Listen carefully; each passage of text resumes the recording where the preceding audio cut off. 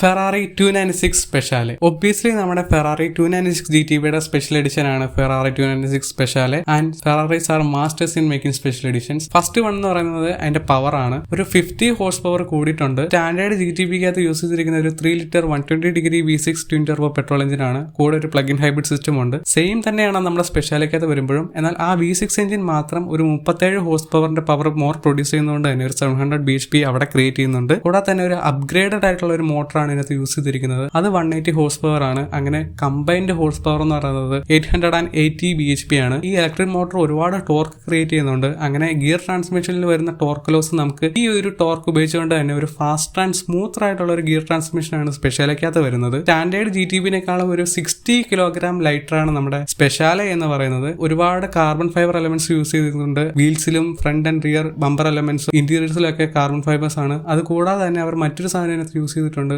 Titanium. അവരുടെ engine എലിമെന്റ്സിനകത്ത് titanium forge bits വെച്ചിട്ട് അവർ replace ചെയ്തിട്ടുണ്ട്. കൂടാതെ തന്നെ അവരുടെ എക്സോസ്റ്റ് പൈപ്പ് ഒരു ടൈറ്റാനിയം അലോയാണ്. സസ്പെൻഷൻ സ്പ്രിംഗ് പോലും ടൈറ്റാനിയം ആണ് യൂസ് ചെയ്തിരിക്കുന്നത്. ഇനി മറ്റൊരു കാര്യം നോക്കുവാണെങ്കിൽ 20% മോർ ഡൗൺ ഫോഴ്സ് ആണ് സ്റ്റാൻഡേർഡ് 296 GTBനേക്കാളും ക്രിയേറ്റ് ചെയ്യുന്നത്. 435 കിലോഗ്രാം അറ്റ് 250 km/h എന്ന ഒരു കാൽക്കുലേഷൻസിലേക്ക് അവർക്ക് എത്താൻ സാധിച്ചിട്ടുണ്ട്. അങ്ങനെ more aerodynamically efficient, more power, more lighter, ഒരു ഇൻസെയിൻ സ്പെഷ്യൽ എഡിഷൻ തന്നെയാണ് 296 GTBനെ വെച്ച് നോക്കുമ്പോൾ നമ്മുടെ 296 സ്പെഷ്യാലെ എന്ന് പറയുന്നത്. അപ്പോൾ നിങ്ങളുടെ ഫേവറേറ്റ് ഫെറാറി ഏതാണെന്ന് കമന്റ് ചെയ്യാൻ നമുക്ക് അടുത്ത വീഡിയോയിൽ കാണാം.